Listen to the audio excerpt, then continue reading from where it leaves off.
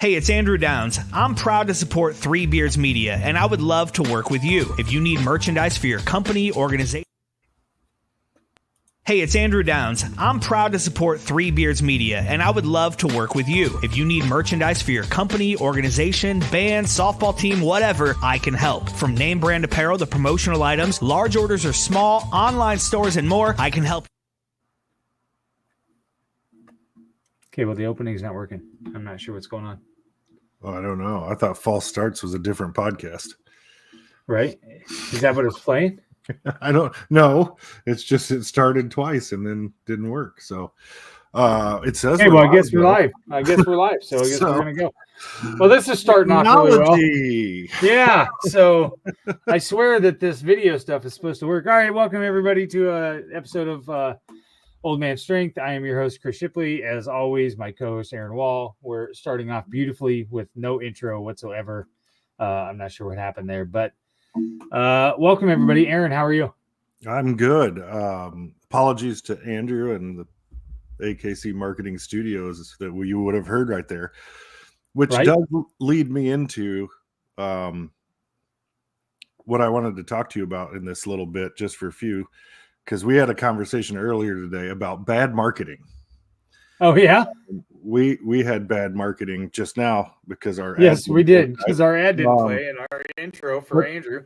Specifically, bad marketing ideas, things that maybe are well intentioned but don't necessarily convey the message right. Right. Yeah. One that sticks out to me here recently as an example is the timeout on racism.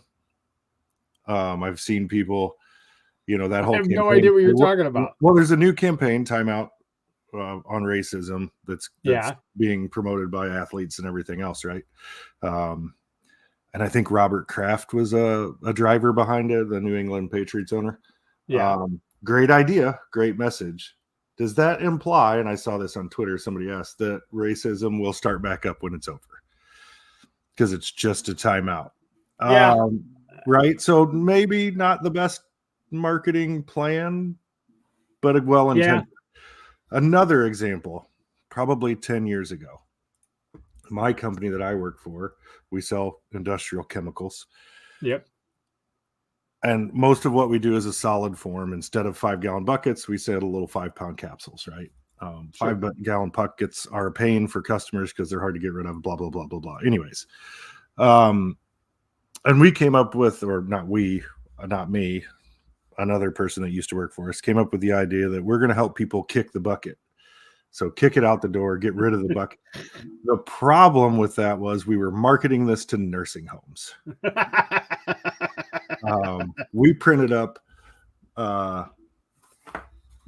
like notepads and stuff. I'm going to hold up just the bottom because I still have them. I didn't show my company name on that, but it never actually got out into the market. Because we kind of realized what I was saying before it got there, which leads me to what I came up with today for the name of a Jell-O shot, which would have been also bad marketing. Yeah. Amy donating some Jell-O shots, and in order to do this, she was going to put new labels on them for your tailgate this weekend against the UFC Knights at Jack Trice Stadium. Oh, yes. Yes, I know where you're going with this. Yes. And I was going for alliteration to name these Jell-O shots, and we'd been throwing names back and forth, and Loyal Sons and all this, right? Iowa State related. I'm like, well, what about one that's anti the team we're playing, which is the UFC Knights? And I'm like, okay, alliteration, and we're gonna knock out the Knights, or we're gonna put the Knights to sleep. And I'm thinking alliteration. Nighty Night Knights, and start every word with a K. And then as I was typing it out, I was like, oh, that's a terrible abbreviation. That's a bad idea.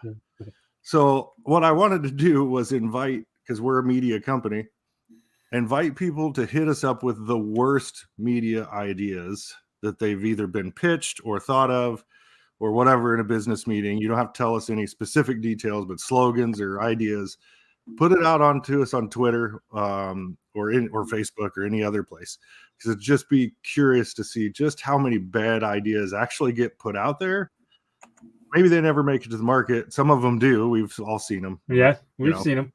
But I just thought that would be an interesting thing to ask our listeners to kind of chime in on, as we're a marketing company to a certain extent, as a media company.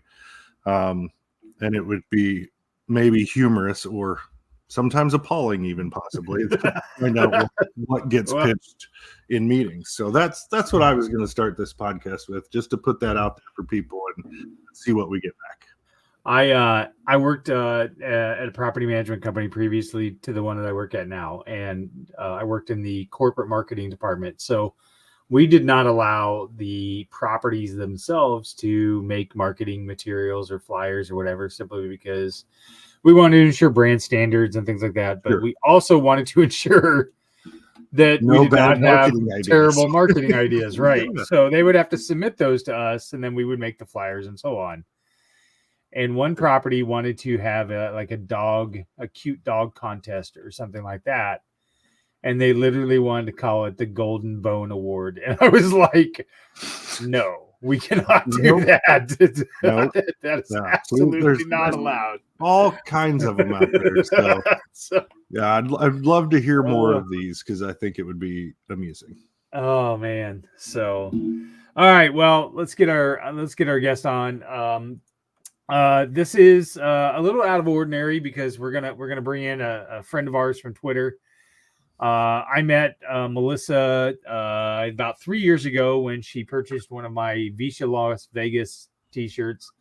When all the Iowa State people were going out to Las Vegas, and we've just kind of interacted ever since then.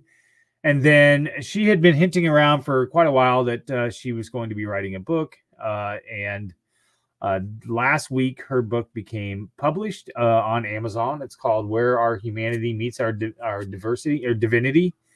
Mine is on order. It's coming tomorrow, so I am fully transparent here. I've not read the book yet, but it is on its way. So but super excited to bring on Melissa Harris, author of Where Our Humanity Meets Our Divinity, and fellow resident Cyclone. Fan of the show for quite a while. She's got the original t-shirt on that she bought when we were with the Tailgate Society. So, Melissa, how are you tonight? I'm doing great. How are you guys doing? Great. Good. So, let's start off. Go ahead, Aaron. My first question is actually for you, Chris. Okay. Do you feel intimidated by the fact that you have two people who are published on this pod and you're not one of them? What are you published for? I didn't know you were. I was a published poet when I was 18 years old. Oh, because what you're saying is I'm the uncultured one around here, which is not any different than any other episode. One poem, one time, but it counts. Hey, me too, Aaron. One poem, one time. I can rub that in just for this. Aaron, I don't know that Penthouse Forums counts. Yes, it does. It was published. Was it Penthouse Forums? No. Oh, okay. Melissa, let's start off with this. Worst marketing idea that you have heard in your career? Oh, I would say publishing a poem in Penthouse Forums.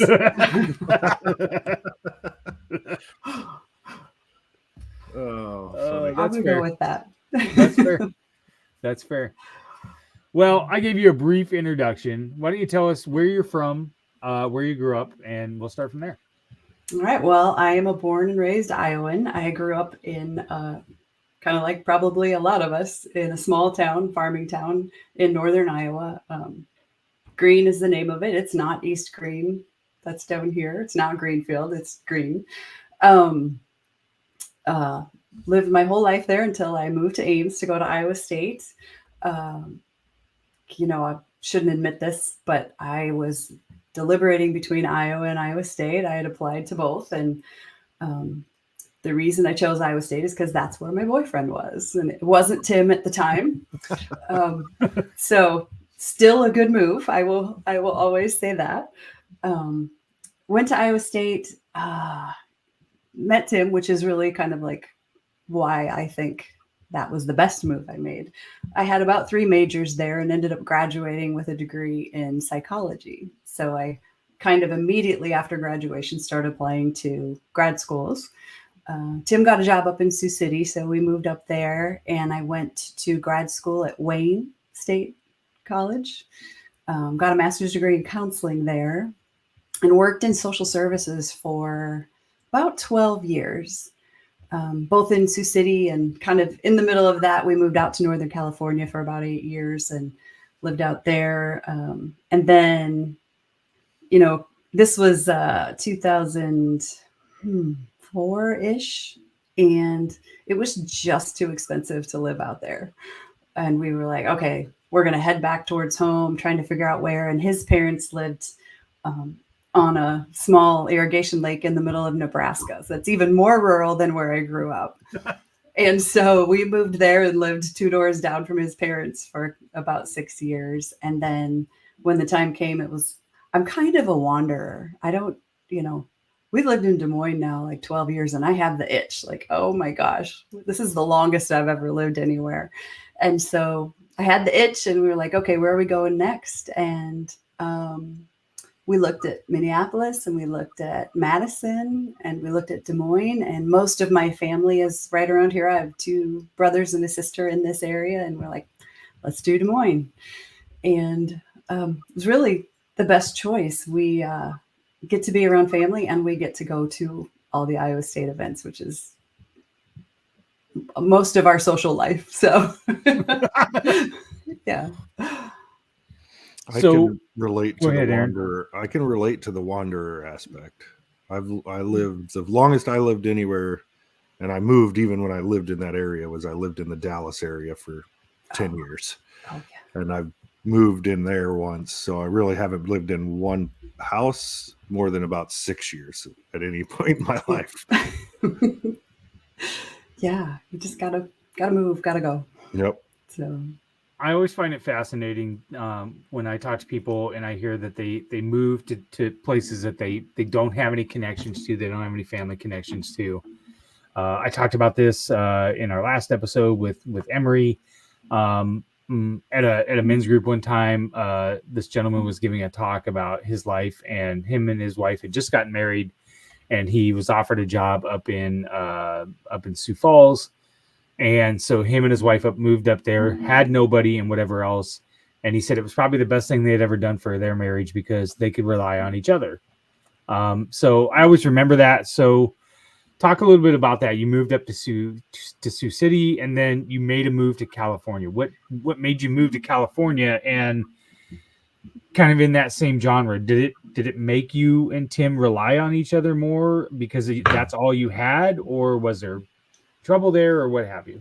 Very much made us rely on each other more. So the reason we moved was we had gone out. We had some friends that lived out there, far Northern California, like 4 hours north of San Francisco by Mount Shasta, if you're familiar with that area. So a small city called Redding. And we went to visit some friends, and we went hiking. And it was like, I grew up in Iowa. I know flat land. And so we went on these hikes in the mountains and the foothills, and I was like, this is amazing. Like, this is so cool. And Tim grew up in Colorado. So for him, it was kind of like going home. And we were on the flight back at the end of the weekend, and I turned to him and I was like, I love you, and I would miss you if you don't come with me, but I'm moving there. And so we got back home, put our house on the market, and moved about, I don't know, 3 months later, I think. Didn't have jobs. Our house hadn't actually sold. So we lived with our friends for a few weeks, and then we got a little apartment and found jobs and kind of made it work. But it was absolutely the best thing we could have done. It was hard. It was like financially, it was hard. It was a whole different world from rural America. But it was exactly what you said. We had to rely on each other. We had great friend groups out there, but we didn't have any family. Our families, his family at the time was in Colorado, mine was in Iowa. And we relied on each other. We had really, really good, close friends that kind of helped us grow up. We were in our late 20s, early 30s, and figured out life wasn't what we thought it had been. You get to kind of see a different way of living. And So yeah, that's what took us out there, was a whim, really. Wow. Reading I've been there one time and it was 100+ degrees there. And I'm like, what is happening? I was like, I'm in California, and I didn't know much about California because I was still living in Texas then, and I'd never been to California. I had to drive up there through Chico and up to Redding. Mm-hmm. Oh, it was brutal. It was so hot. I loved it. Yeah. Anybody who follows me on Twitter knows that was my place to be in the summertime. I love the heat. Did you drive I don't know, maybe hour and a half, 2 hours? Maybe it's closer than I think it is, but over to Weed to buy the Weed California. We made some trips over to Weed. Yeah, that was our trip to the coast, and yeah. All right, for us rubes here in Iowa, I don't know what that is. This is a little town. A town. Oh, it's about 10 miles south of the Oregon-California border, right on I-5, and it's just maybe it's a little farther than 10 miles south, but it's just a little town called Weed. Yeah. So you might have heard of Eureka. It's kind of. Oh yeah, I've heard of Eureka. Yeah, yep. It's Eureka. Right it's there. northeast of there, but it's in kind of the shadow of the Mount Shasta. It's just basically the other side of Mount Shasta from where Redding is. Redwoods and yeah. So with all your moves and your degree, and how was your career affected by those? And did you fall into a career that was easily accessible like that, or?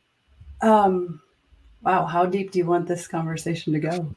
We prefer deep, so okay. That's what makes it interesting. So. All right. So I was working in social services at the time.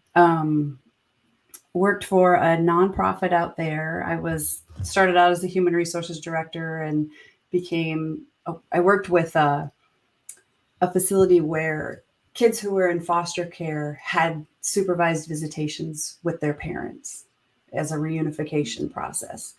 And that was tough. That was I found myself having to turn off emotions in order to do my job. And I don't function very well when I turn off emotions. I kind of live them all out there. And so when I got into administration with that organization, I was the assistant director and then the executive director. And at that time, it was kind of when California hit the recession before the rest of the country did. And in like 9 months, we lost about $4 million worth of grants.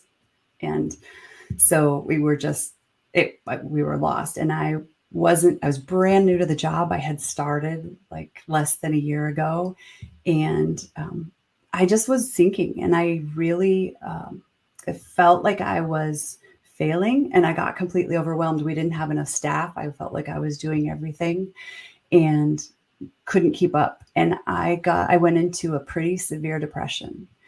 And so I left that job and I didn't work for almost a year.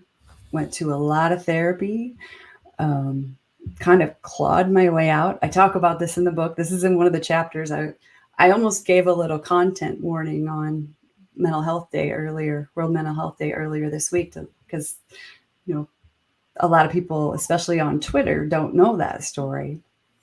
And so we kind of decided that last year that it was time to move home. Financially, I hadn't been working, so it was tough. And also we needed to be near family, and I needed to heal.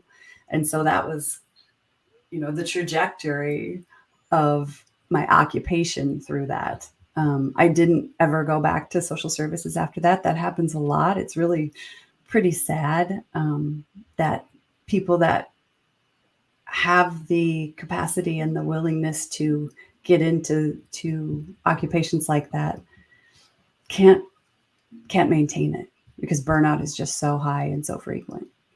And so when we came back to the middle of Nebraska, we were near a town, Elwood, Nebraska, which is about 900 people. And so I worked for an insurance agency there. And that's actually the career that I've had since then. It's like underwriting. I do processing. I'm in databases. it was the thing that I could get up every morning and do and stay sane. So that's what I'm doing now. As far as the book and that kind of movement, back in 2014, 2015, I can't remember, I went out to visit some of our friends from California where we lived out there. And we had gone to an event called the Parliament of World Religions, and with several of my friends. And that event is like the coolest thing. If you dig religions, I'm fascinated by them. I'm not particularly a religious person myself, but I see that religions are kind of what forms and shapes our cultures throughout history. They always have, like it or love it or whatever. That's the truth of it. And so that event had like 80 different religions, representative people from all over the world. And it was just this kind of cultural explosion for me. And at that, I found this seminary that offered an all faiths ministry program. And so I enrolled in that. And then, that took me just a little over a year for the ordination part of it, the study of comparative religion. So, and then I took a year off, and then I decided to go back and do the Masters of Divinity. And that was in 2017, 2018, I think. So I graduated in 2020 in my house on Zoom, which is a little anticlimactic, but I made it through the program. So are you saying you can marry people now? Is that what you're saying? I can marry people. I can do your funeral, Chris. I can do it all. Oh, hey. Man. All right. Well, there you go. I think she just called you old, man. I think she did. I think we're the same age. We might be. I'm not going to ask you your age. That seems rude. I think Aaron I've will. said it on Go ahead, Twitter Aaron. many times. No, don't throw me under the bus, you jerk. Well, I'll tell you this. I graduated from Iowa State in 92. Oh, I got you beat. No. Oh, no, wait. No. You got me beat. Yeah, I graduated in 95. Yeah. Yeah. Well, I mean, it would have been shorter, but I had to take a hiatus for a while. I mean, come on, Chris. I had 2 semesters at DMAC, so good. Good. Yeah. I took a detour. So detours are good. That's right. Yeah. Kind of like you graduated with a certain degree. You are not in that. I graduated with a political science degree. I'm now a director of marketing. So, I mean, I don't know what that I worked in IT for 20 years. So it's funny how those, you kind of look at your life and have this projection of, well, this is what I'm going to do. And this is how it's going to go. And then life comes and says, well, yeah, not really. That's not how that works. Maybe we'll go do this for a minute. Right. For 15 years. Yeah. Or you find something that you're really good at. Yeah. Right. And honestly, that's the thing about my job now. Like most people would like eyes glaze over when I start to talk about it, but it's this thing that uses my whole left brain all the time and gives me this freedom with my right brain and creativity and writing. It gives me like, I can do it. I can have both. So. Yeah. Yeah. So you decided to let's dive into the book. Okay. So should we take a break and then come back to the book? Yep, let's take a break. If it plays, I don't know. We gotta take care of our sponsors. We're on a complete off the rails here. So I'm gonna do a lot of editing on this one. We're gonna at least try. That's right. Let's get a break. We'll get a word from Revelton Distilling Company, and then let's come back and we'll talk to Melissa about her new book. Making great tasting bourbon requires the perfect combination of ingredients, conditions, and time. The longer it rests, the better it tastes. Revelton Distillery's new single barrel bourbon is made from 80% corn, sourced 100% from Iowa farmers. And unlike mass-produced bourbons, each barrel of Revelton's single barrel bourbon is unique, proofed on when it tastes best. As they like to say, it'll be ready when it's ready. And to ensure the highest standards of quality and flavor, owners Rob and Christy Taylor oversee the production and bottling. Every single barrel. Iowa born, Iowa aged, Iowa bottled. Try the new single barrel bourbon from Iowa's own Revelton Distillery. ReveltonDistillery.com.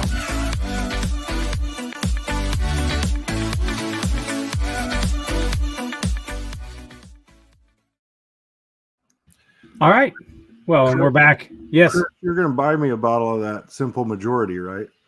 No, I'm gonna be at the UCF game, so I won't be there. But Come on, man. I texted Rob, and he did say that he could set a few bottles aside. So, Okay, good. So yes, I've got us hooked up. So, and the next time I come out, I can get it. There you go. So, Melissa, this obviously spurred an idea for a book right away, or was that something that you just kind of evolved to? How did that process come about? Oh, well, not right away. So I started, kind of studying and learning all the religions, and I had to go participate in services for all these different religions, and it started to pique my curiosity about. There's a common thread among them, but there's also a lot of great differences. And what started the idea for the book wasn't actually from school, from seminary. I back in 2019, my dad was diagnosed with cancer, and my sister and I kind of traded off going home and helping my mom caregive for him. So, I'd go 4 or 5 days, she'd go 4 or 5 days. And that experience was, it's a profound experience to do that for someone, to walk with them to their death. And as it was happening and after it happened, I felt like I was shattered, like torn apart, like all the things I believed about the world and who we are and our existence just kind of like were gone. And I didn't have any other way to think about things. And I went to see a friend out on Cape Cod. She invited me to her house and she said, just come hang here for a while. We don't have to do anything. You can just like rest and recuperate. And I'm going to try to keep this succinct, but I was reading a book that was talking about a concept that's called the Jesus paradox. And the Jesus paradox is this non-dual awareness of Christ, which says Jesus is fully and completely human and fully and completely divine. And not that like he's, mostly divine, but just came into human form, and not that he's just this human being that's more connected than the rest of us. He's like this inner penetration of both of those things. And as I was reading that book, I just was flooded with this understanding that it just came to me like, and so are we. Like that is who we are and how we live. We're not separated from God. We're not distanced. We're not unworthy of having God with us or within us. We're fully and completely divine and human, all in these bodies, in this existence. And that's where the idea came from. And I thought it was like, I was raised Catholic and I had studied all these religions, but my reaction was, holy hell, what are you thinking? Like, it was so out of the realm of things I'd been taught. And I had taken a leave, a 1-year leave extension on my master's degree because I was taking care of dad and I couldn't do both. And when I went back to school that fall, I started to study mysticism and the mystics of all the religious traditions. And those mystics are like the founders of the religions. They're the original teachers who started to understand our connection with the divine. And then each religion kind of got created by humans. The institutions were created by humans. And so we kind of lost all that mystical beginnings of the teachings. And so when I started to go back and look at those, they were all saying the same thing. It wasn't something new. I wasn't being like heretical. I was just coming back to those teachings from the origins of the religions. And so as I talked to a few people about it, I was really kind of secretive about it for a while because it's a little bit of a left turn from what we typically in the standard ideas of religion and of God. And so as I started to talk to people, it started to kind of roll. It started to just keep going. And then once I was studying it and learning about it, I had this. I wrote my thesis on the idea. The title of my thesis is also Where Our Humanity Meets Our Divinity. And once I finished school, I mean, nobody wants to read a thesis. It's academic and dry and boring. It wasn't to me. It was fascinating. But I decided I wanted to turn this into something that people might be interested in reading. And so I got with some really good editors, developmental editor who helps you put this together in more narrative and more story form and more personal. It's a really, really personal book. There's definitely some history in there, but it's really about kind of a life journey. Some of mine, I did a bunch of interviews. So I have stories from my sister and some of my mentors and my meditation coach. So it's a lot of stories from different people and kind of woven with this history of this idea of the intersection of our humanity and our divinity. Did you talking about it weaving in and out? I'm also Catholic, but I went through the RCIA program. So we had a long conversation one time about the time period that Jesus is not documented, right? From after his birth until the wedding at Cana, which I think he was 14 or what have you. And that time period is not written about. And I don't want to call it a theory, but there's discussion that we don't know where he was and is some of those other religions that are out there as a result of that undocumented time that he was in other places. Mm-hmm. So what based off of what you've written and just your overall knowledge of that, does that seem something plausible? I think it's definitely plausible. I mean, if you start to look at some of the writings that are more outside of the religions and more historical writings and academic writings, there's documentation of his travels. Now, almost everything about his life is hearsay. I mean, right. Even in the Gospels, everything, none of that was written down. It was all word of mouth, over the years until the Gospels were written. So, I think it's definitely possible. And when you look at the threads between what's taught in Buddhism and what's taught in Hinduism and the geographical regions where those teachings began, it really makes a lot of sense that could be the case. That's what I think. Yeah. But there's an interesting, do I have a minute? Yep, absolutely. Okay. You're the guest. We expect you to do all the talking. Nobody wants to listen to us. Idea about this. There's a teacher called Richard Rohr who calls it the yawning gap. And I write about it in the book too. And he's talking about the part of the prayer where we say, born of the Virgin Mary, suffered under Pontius Pilate, died and was buried and resurrected. There's a comma in there. And in that comma, encompasses his entire lifetime. That prayer only talks about his birth and his death and resurrection. And we lose everything about him living. Yep.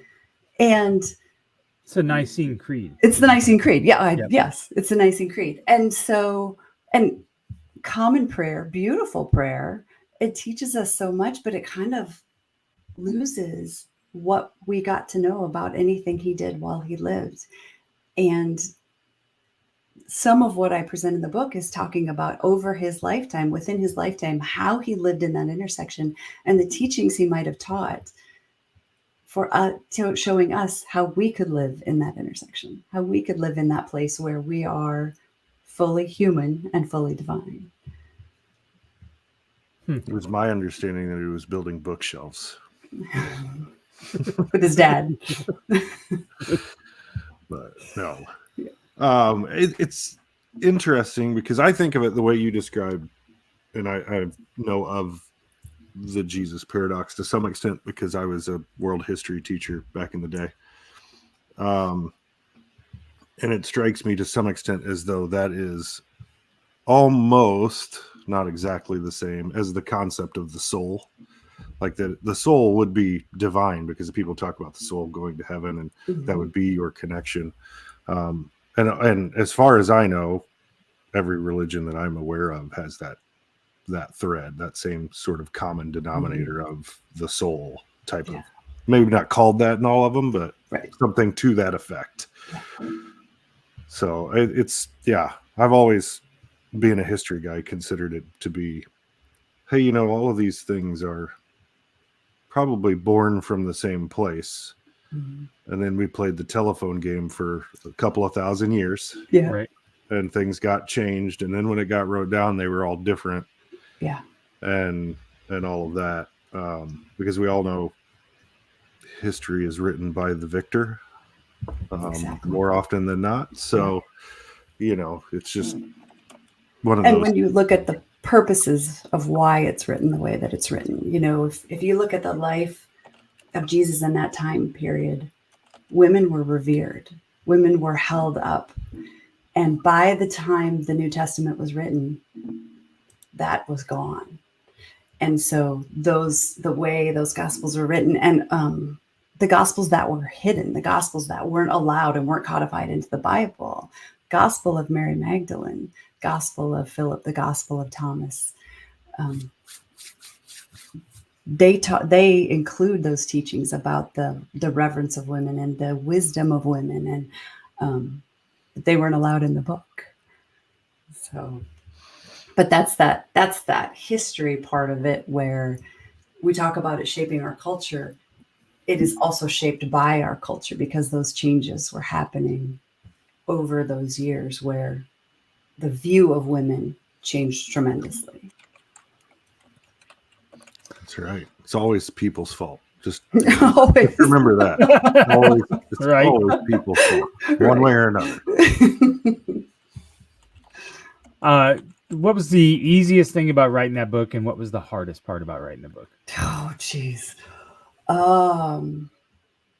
Wow, that's a great question. The easiest thing about writing the book. So the easiest thing about writing for me in general is when I get my head out of the way. So I don't write sitting at a computer. I don't have like a little space with candles, and I go for a walk. And every damn time I give talks at Unity Center at churches, and every time I sit and I try to write on some theme or some idea, like nothing comes. And I'm like, what am I going to talk about? I'll go for a walk, and it's just there. It just shows up. So I've learned, I have the Otter app. Otter AI is like a transcription app. And so I take my phone and that's the easy writing for me. That's always been the easy writing. It's just what kind of like comes through me while I'm writing. So that's the easiest part. All these ideas, and I constantly have them, and I could probably write 4 more books. Hopefully I will someday. But the hardest part is making it readable, putting it into a form that isn't just meaningful to me. I mean, hopefully what's meaningful to me is also meaningful to other people, but like making this relatable, making this something that touches somebody and lets them go, oh yeah, me too. Or no, absolutely not. She's wrong. And I don't believe that. Like, honest to God, I hope those are the kinds of conversations that happen from this book, because then it means people are thinking. It means that they're not just taking what they're told or what they're taught and saying, okay, yep, that must be the truth. The idea behind this book is really, there's a thread of trust your intuition. Like, let yourself listen to something that comes from within you, because it's all in there.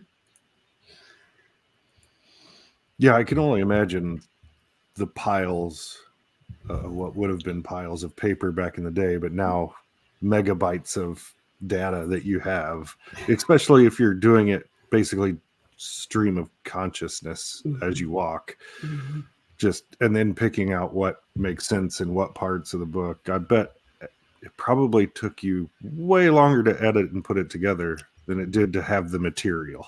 Way longer. I did so I took it from my thesis. So I had a lot of that content. But from the time I was starting to make it a book, I started in March and I was done with the first draft by June. Wow. That was in 2023. And it came out 2 weeks ago. And Yeah. I mean, I went 16 weeks of editing with a revision editor and 16 weeks of editing with a developmental editor. And I mean, then all the other stuff you have to do, the copy editing and the layout and all that kind of stuff. But yeah, absolutely. That was way harder than getting the ideas down. So it's available on Amazon in paperback edition. What more plans do you have to get it further out there other than Amazon? So it's on Amazon in all 3 editions. I would say if you want a hardcover, don't buy it on Amazon because they won't put the jacket on it. You just get the covered book. So sure. It's also available on Barnes and Noble. So you can get paperback hardcover there. You can get it for Kindle or Nook. I have been signing up for some speaking engagements. I'm going to be doing a book signing at Grounds for Celebration in Beaverdale. I'm going to do an author event at Beaverdale Books. I will be recording in November the audiobook, and then that will be released hopefully January. So it's going to be in local bookstores. I don't know if it'll get picked up in bigger bookstores or not. You know, that kind of mostly happens for the well-known authors, not the very first timers. It's exciting though. So. It is very exciting. Well, when the book signing comes to Seattle, beers are on me. You know what? I'm coming to Bellingham. Are you? I have a friend who's a minister in Bellingham, so I'm going to come out to her church. And please tell me that's close to him that he's now got to buy beers. Oh, yeah, it's like an hour north. Hour. Well, then there you go. All right. I'll probably fly into Seattle, I would guess. I don't know. Yeah, unless you fly Aaron there into Bellingham. Well, you can fly like to Seattle, but then you're just going to catch a little puddle jumper up to Bellingham from there. It's an hour and a half, 2 hour drive. That's worth from Bellingham. All right, for free drinks. There you go. Drive. Well, from the airport, it's only 45 minutes to where I live. A little ways to go to Bellingham. So. Nice. Well, let's get a word from Greenberry Realty, and then I want to transition. Let's talk about your Iowa State fandom, your time at Iowa State, some memories of Iowa State and stuff like that. Let's get a word from Dan Douglas at Greenberry Realty. And reminder that when you go and you buy or sell your house through Greenberry Realty, he will make a donation to the We Will Collective. He is supporting Conrad Hawley specifically, and we are going to be recording a commercial with Conrad next week for Dan as well. So kind of some exciting things. So let's get a word from Dan at Greenberry Realty, and then we're going to come back. We're going to talk some Cyclones, number 9 in the country. In 2023, a crack Green Beret named Dan Douglas retired his military command and promptly escaped to a full-time career in real estate. Today, this man is wanted by home buyers and sellers who want to survive the process without spending a fortune. If you have a home to sell or want to buy one, maybe you can hire Dan Douglas at Green Beret Realty. You can find him at greenberetrealty.com. greenberetrealty.com. All right, we're back. So Melissa, you graduated in 92 from Iowa State, which means we were on campus at the same time. So we had some lean football times there with Coach Walden and the early years of Dan McCarney. Johnny Orr was there. What is on college? I don't know. I didn't, again, I had a hiatus. I went to DMAC. I moved. So I don't get the really cool stories of Size Roost and those places. I never really visited those. So what were some of your favorite places, favorite college hangouts when you were there that you like to reminisce about? Well, I was a Peoples and Cave In winter because at the time you could get in when you were 18. Yes. You couldn't drink. You couldn't buy drinks. Right. But you could be in there. Yeah. You could be in there. And then of course. Yeah. Right. Then whatever happened. So that's where I was. I hit Size Roost sometimes, but most of the time we were down at the cave. And that was on Welch Avenue. That was on Welch Avenue. Right. In the basement. CVS is now. CVS on the corner. Yep.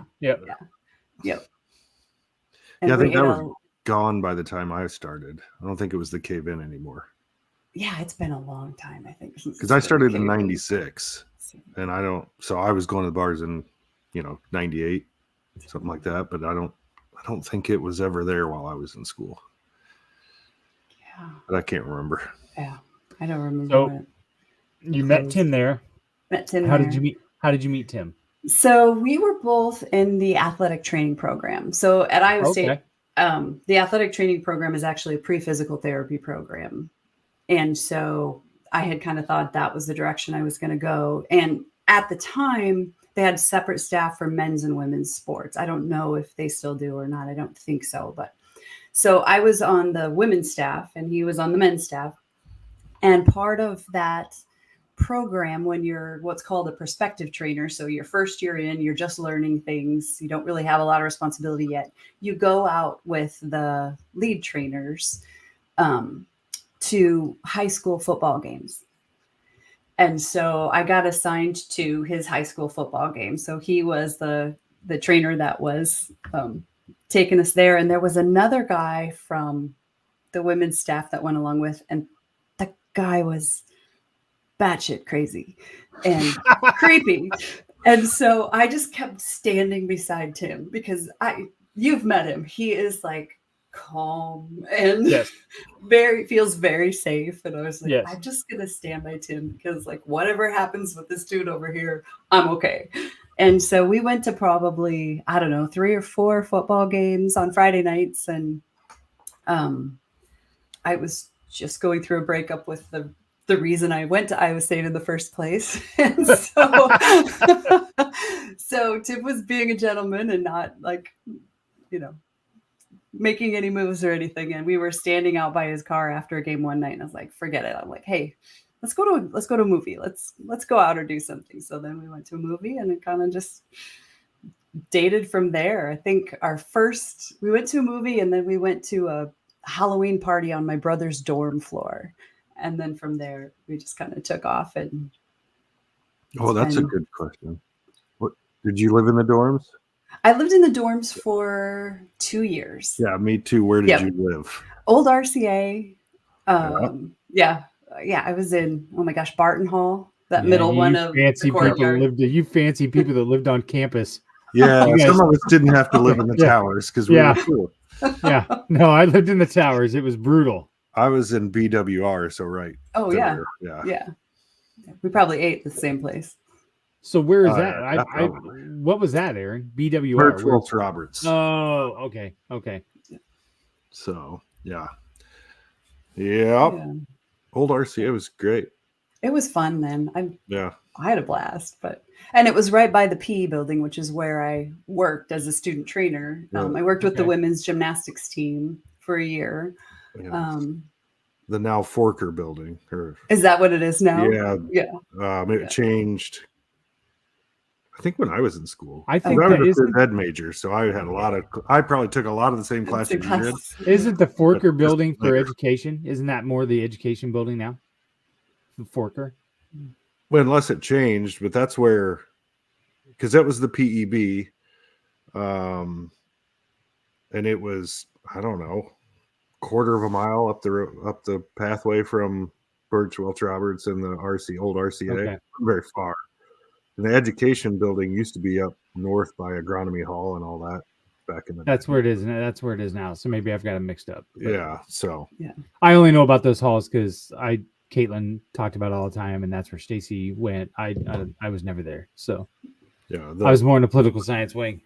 Stewart Hall and Carver and things like that. So those were my buildings. Oh, and the library where I would take naps. And I don't care what anybody says. Those big chairs in the library were the best places to take naps. And the ones Union were too. I had classes over there, and I had a break from 11:30 to 12:30 or something, and I go sleep, eat a little. There was a little mini library down in the memorial. I would sleep in there too. That was the only time I was ever in the library was when I would take naps, which might explain a lot. Why you then had to figure out what hall to go to at DMAC? Correct. Right. Yeah. DMAC didn't really have halls. It was exactly. Buildings. Right. No, I got you. Exactly. Hey, I graduated, so it just took me a while. I jokingly told Caitlin because she had to come home for COVID and heard that was after her. So she was a freshman and then she was in the middle of her sophomore year when she got sent home for COVID. And she would tease me all the time that I had only made it 3 semesters before I had to go home. So I politely reminded her that technically she didn't last any longer on campus than I did. So it's not necessarily her fault, but I'm holding that over. Well, but you're a huge Iowa State fan. So what are your favorite memories from game times or whatever when you were at school? Ooh, well, my favorite memories were always basketball because my not favorite memories were football. Like, I think I blanked out most of those games. I remember the Colorado game. I think it was my senior season, and it was, I don't know, 12 degrees, and we were sitting on snow. It was so cold. It had been, and I was there. I think Tim's parents were there because he was from Colorado, and they were Colorado fans, so they came out to that game and were miserable. They were not happy at all, even though they won. But basketball games, the Johnny Orr games, man, that place. I mean, it is now, but that's that start of it when you really got to go be in that energy. And as a student trainer, we all had tickets together. So we were all like in a corner, hanging out together, cheering and loving those teams. So, and then I liked the gymnastics team because I worked with them and I knew them all. And that's one of my favorite sports too, but it doesn't get talked about enough. Well, go ahead, Aaron. Well, I was going to say the problem I have with gymnastics is, one, I don't understand how they score any of it. It seems very arbitrary. There's a lot of that. And 2, it's all stuff that are physically impossible for me to do. So it's like, it's impressive, but yeah. I'm just like, the scoring part of it. It's the same with diving. It's like, I know I can't do that, but I also don't understand how you decide any of this. And scoring has gotten actually a lot more complicated than it used to be too. But I don't know. Gymnasts, to me, this isn't going to be a popular take, but they're like just about the best athletes that are out there because they have to be everything. They have to have endurance. They have to have strength. They have to have flexibility. They have to be creative. They're amazing to me. Oh, for sure. Absolute studs when it comes to the things they can do. Yeah. Like, I had to take a gymnastics class because I was a PE major. And I didn't get into the one for the PE majors. I had to take one with like people who had done gymnastics in high school and stuff like this. I stood in the corner a lot, and the teacher was like, try, but just stay out of the way. Stay out of the way. Got it. I could do this. I got to the point where I could do a front flip, and then that's impressive. I couldn't do well, especially when you're 6'1", 190 pounds. I got to the point where I could do a headstand, tripod headstand, and then move my hands up and press myself up off the mat, and the teacher automatically gave me an A. Like, if you can do that by the end of you get an A. I'm like, woo, I did it. You've evolved so much that that was from where you were at the beginning of class. Yeah, that's awesome. It's like I love it. It was terrible. There are other people doing vault and flips all over the place, and I'm like, nope, can't do any of that. You want me to dunk a basketball? We go do that, but that's not it. All right, we're going to move into our one of our final segments here. This is Kyle Lehman, Wintrust Mortgage question of the pod. So Melissa, I'm going to ask you a question. We're going to play we'll play the ad, and then you come back with your answer. I'm going to combine 2 different questions. So Aaron's famous question about the deserted island. So you're on a deserted island, and you can have 4 items of food that are famous for Iowans that we've talked about throughout our times on Twitter or whatever else. If you could only have 4 items of food, what would you have on a deserted island? So hold your answer.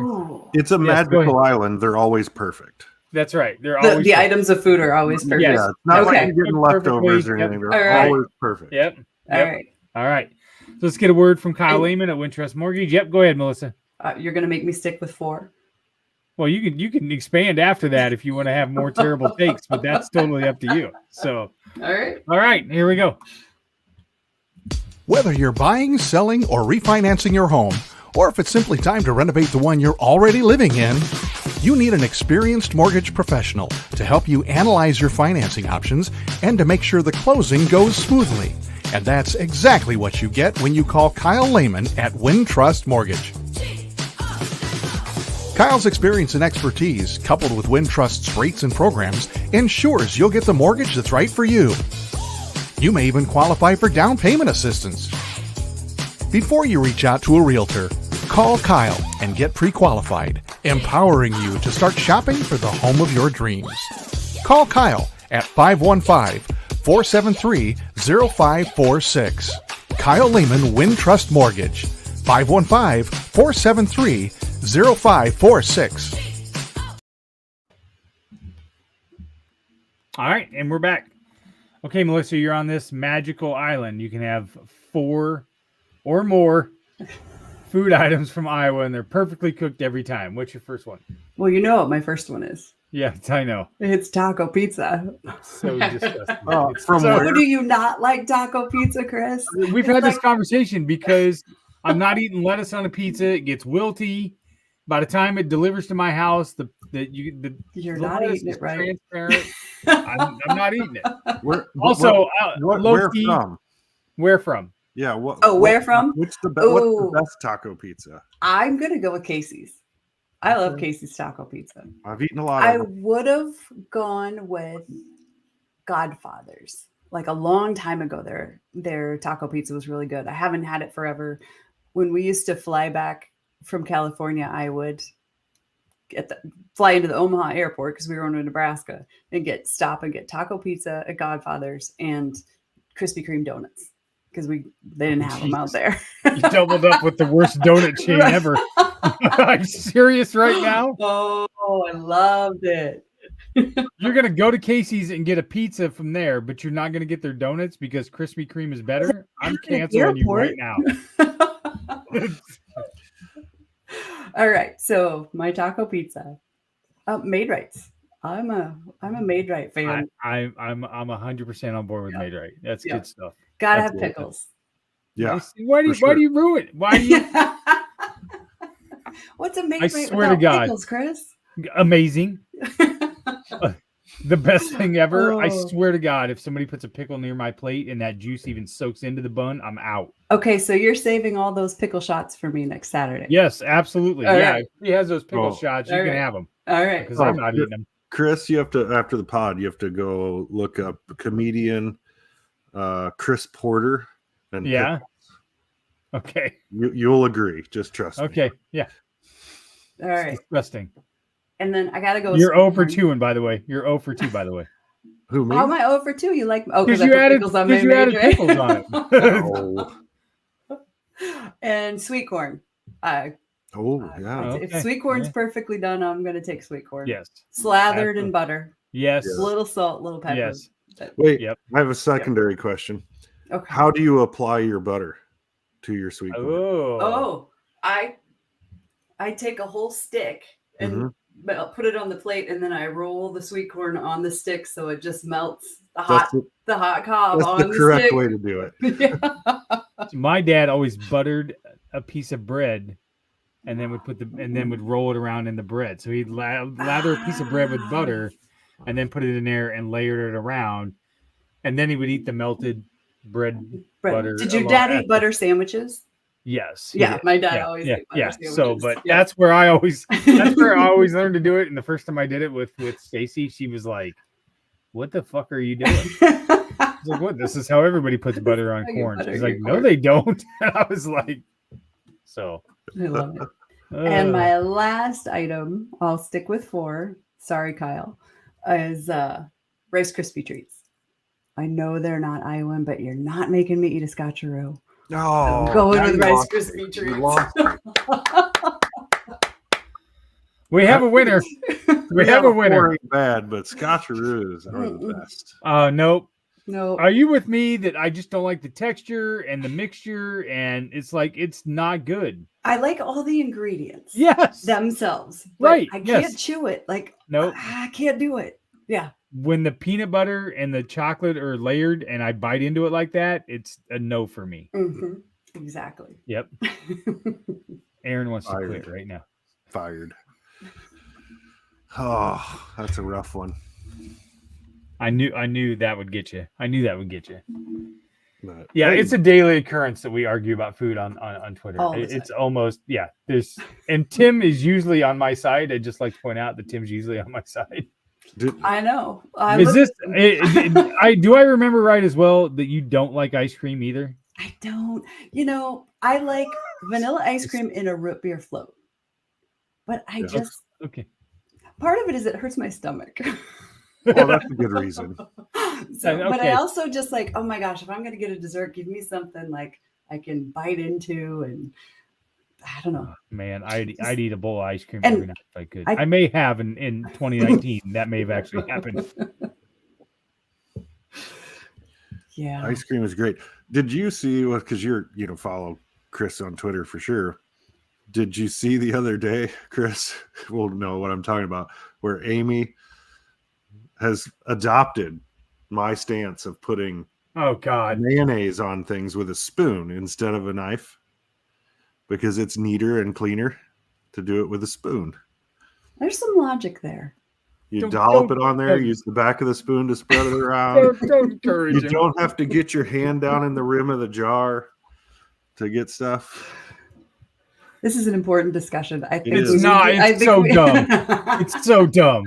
I've converted. I converted Amy, and multiple other people are like, "Well, that's a good idea." And Melissa just agreed with me. There's some logic to that. See, there you go. Defy convention once in a while, Chris. No, right? Yeah, like that's what I'm gonna do. Yeah, that seems right up my alley. Try something new. That's really out on a ledge with my mayonnaise spoon taste. I know, right? Oh my gosh. All right, we're going to get into our last segment. This is a really quick segment, Melissa. This is actually something that we've been doing for a while. Steph Copley was on our pod, and she famously told one of the other hosts on this show, not here anymore, to shut the fuck up because she couldn't get her point across. And we thought it was so funny that we decided to sponsor it. So but we do it in a donation level. So we're going to ask people to donate to the Young Women's Resource Center in honor of Steph Copley. It's an organization that's near and dear to her. So how this works, Melissa, is I will play an ad, inviting people to donate to the Young Women's Resource Center. And then Aaron and I have to shut the fuck up, and you can say whatever you want, and we're not allowed to react or interrupt you. So this is where you bring your hottest take. The one thing that that might get Aaron all upset. Not me, because I never get upset about anything. And I can't say anything at all. So let's get a word from Steph Copley, and then we'll come back. Hey everybody, it's Steph Copley, the woman behind the STFU segment on the Old Man Strength podcast. When I told the guys I wanted to sponsor this segment, they recommended that I make a charitable donation instead, so that's what I did. I chose the Young Women's Resource Center in Des Moines, Iowa. They're a nonprofit that supports, educates, and advocates for girls and young women ages 10 to 24. Their whole goal is to make sure that these young women become strong, self-confident, and successful. And if you know me at all, you know that aligns with my goals as well. If you're interested and would like to donate, check them out at ywrc.org and donate today. And remember, don't forget to STFU and listen every once in a while. Thanks. All right. The floor is yours, Melissa. All right. Well, I'm going to read a tiny excerpt from the book because I think you need to hear this, Chris.